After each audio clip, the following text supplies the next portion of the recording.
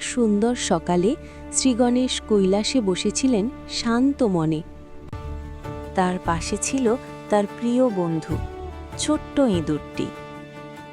ইঁদুরটি বলল, প্রভু, আজ কোথায় যাব? গণেশ হেসে বললেন, আজ শুধু আনন্দ আর সুখের দিন। ইঁদুরটি আনন্দে নাচতে লাগল, তার চোখে ছিল খুশির ঝিলিক।